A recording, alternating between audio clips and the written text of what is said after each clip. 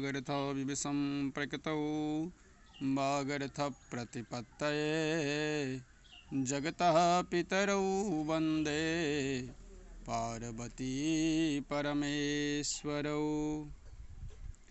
बच्चों, मैं गोपाल ठाकुर, सहायक प्राध्यापक व्याकरण, लक्ष्मी नारायण रामेश्वर संस्कृत महाविद्यालय जयदेवपट्टी से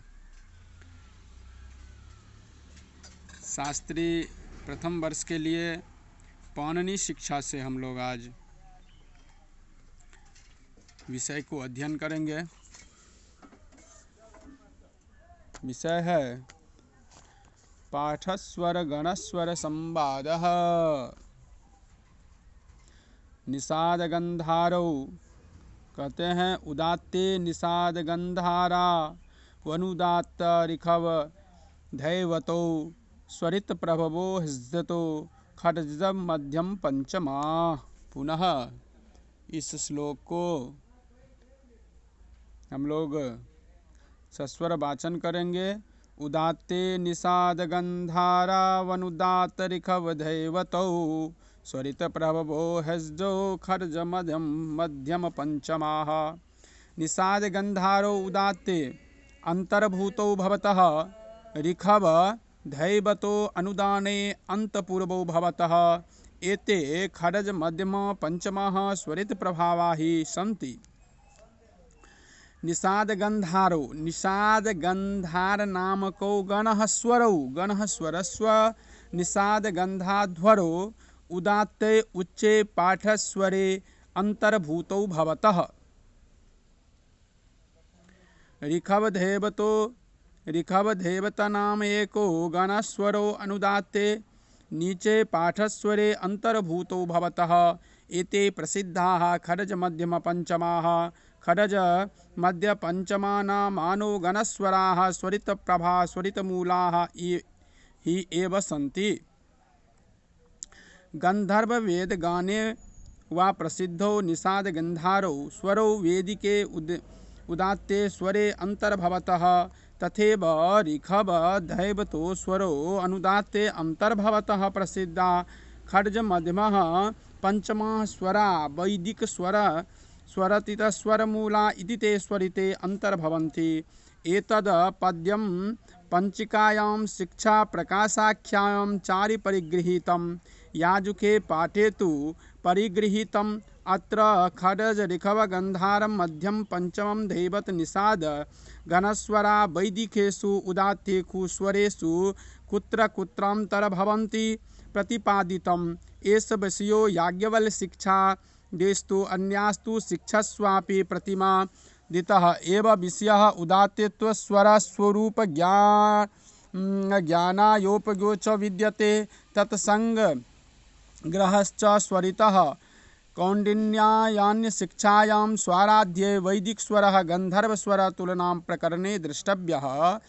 तत्सारश्च गंधर्व वेदे ये प्रोक्ताः सप्त खड्जादयः स्वरा ते हि प्रायेण वेदोपि स्वरा नीचादयः स्मृता। खड्जो अनुदात्तः कथितः ऋखवः स्वरित यथा धैवतः प्रचितः प्रोक्तो निषादश्चाद्युक्तकः उच्चे निखार गंधारो नीचा ऋखव धैवते पंचमो मध्यमः खड्जः स्वरिता इति केचन। नीचात् खड्जैर्भुवो जातो उच्चाद गंधार मध्यमो धैवाद्यात् सातु स्वरिताज जाता इत्यापि केनचन। गंधर्व स्वर सामस्वर विवेचनमपि तत्रैव द्रष्टव्यः। तत्साराश्च गंधर्वे खड्ज ऋखवो गंधाधरो मध्यमस् तथा पंचमो दैवस्त्वश्चोपि निखादश्च स्वरा स्मृता। समानं च कृष्ट प्रथमो द्वितीयश्च तृतीयकः चतुर्थश्च तथा मन्द्रोतिस्वर्जायः स्वरा श्रुता। कृष्टासु यथा पूर्वं खड्जादेषु यथा परम् उच्चोच्चासु स्वरासु तुलाश्च चोभयेते यथा यथम् इति गंधर्व स्वर निर्दर्शनानि च।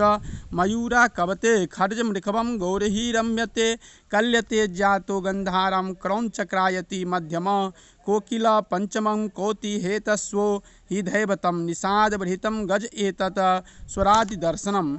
इति कौंडिन्यानि शिक्षायाम स्वराध्याये संगृहीतानि।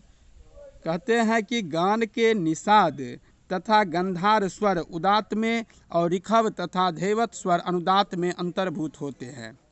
समझ गए? गान के निषाद तथा गंधार स्वर उदात्त में और ऋखव तथा धैवत स्वर अनुदात्त में।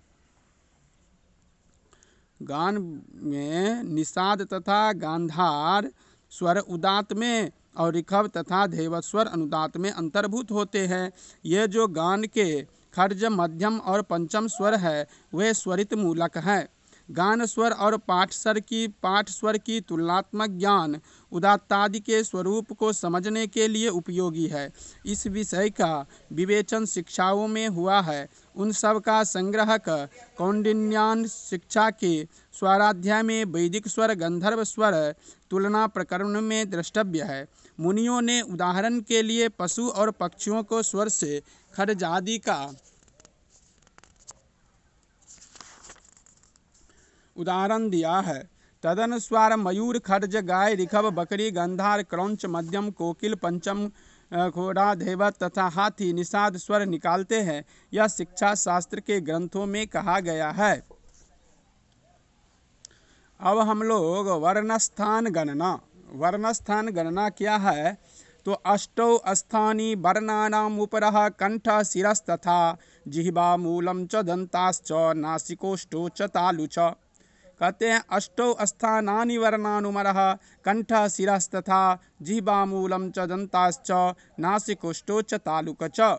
वर्णानाम उरः कंठः शिरः यथा जिह्वा मूलम च दंता च नासिका ओष्ठौ च तालिका अष्टौ स्थानि सन्ति। वर्णानाम अकारादीनाम वर्णानाम उरः वक्षः कंठः गलः शिरः अर्थात मूर्धा तथा तेनेव प्रकारेण जिह्वामूलं रसनामूलं च अपि दन्ताः दशनाः च अपि नासिका नासा ओष्ठौ रन्त रदन्त छदौ च अपि तालु काकुदं च अपि इति एतानि अष्टौ गजमितानि स्थानि वर्णानां व्यक्तिप्रदेशाः सन्ति इति शेषः। नासिकाष्टौ इति समासः आर्षः संधिर् कापि मंतव्यः। अकारादीनां वर्णानाम् उरा कंठः मूर्धा जिह्वा मूलं दन्ता नासिका ओष्ठौ तालु चेति अष्टौ स्थानानि सन्ति। पंचसु वर्ण विकारणेकु तृतीयं कारणं स्थानमस्ति। स्थानस्य परिभाषा तु अस्यां शिक्षा मुक्ता नास्ति। स्थान परिसा च कौंडिन्यां शिक्षायां बालध्येता द्वितीये पद्ये यथा प्रस्फुषां निर्गतो वायुर्यान देशान् प्रहित्य च वर्णी भवति इत्यानाहु स्थानि खलु शिक्षकाः इति वर्णानां स्थान अष्टेन शिक्षिर्यासां माण्डुक्य शिक्षायां वर्ण रत्न प्रतीकां शिक्षायां अपिशल शिक्षाया सूत्रे चान्तिक्रमे उक्तं चारयान शिक्षायां तु 10 स्थानि वर्णानां कर्तयन्ति मनीषिणः यद प्रवृत्तीनां वर्णानां तानि मे गददः स्वर्णोः उराकण्ठः शिरस्तालु दन्ता अष्टौ तु नासिका जिह्वा मूलं तु स्वक्त्व तन्मूलं तथैव च। एतेभ्यो न्यानानि स्थानि ऋग्वेद प्रतीक्षाख्यानि उल्लेख्यानि तानि कौंडिन्य शिक्षोक्त्यानि वेदेत्यानि। कहते हैं कि वर्णों के उर, कंठ, मूर्धा, जिह्वा मूल, दंत, नासिका, ओष्ठ और तालु ये 8 उच्चारण के स्थान हैं। पाणिनीय शिक्षा में और अन्य कतिपय शिक्षाओं में वर्णों के उच्चारण के स्थान 8 गिने हैं। चार्यनीय शिक्षा में 10 गिने हैं। ऋग्वेद प्रतिशाख्यादि ग्रंथों में और भी स्थान उल्लेखनीय है। उनका विवरण जिज्ञासु पाठक अस्मत् प्रणीत कौंडिन्यान शिक्षा में देखे। तो इस तरह से आज की कक्षा को मैं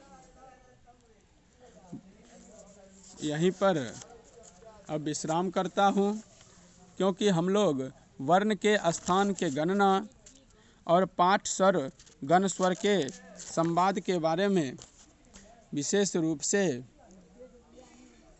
व्याख्या के तहत जानकारी को हासिल किए हैं। अब हम लोग अगली कक्षा में उष्म गतिभेदा इस टॉपिक से अगली कक्षा में हम लोग अध्यापन कार्य को संपादित करेंगे।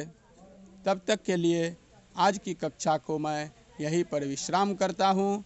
अगली कक्षा में आप लोगों से पुनः ऑनलाइन कक्षा के माध्यम से जुड़ जाऊँगा और उष्म गतिभेदाः इस पर व्याख्या करेंगे। अस्तु।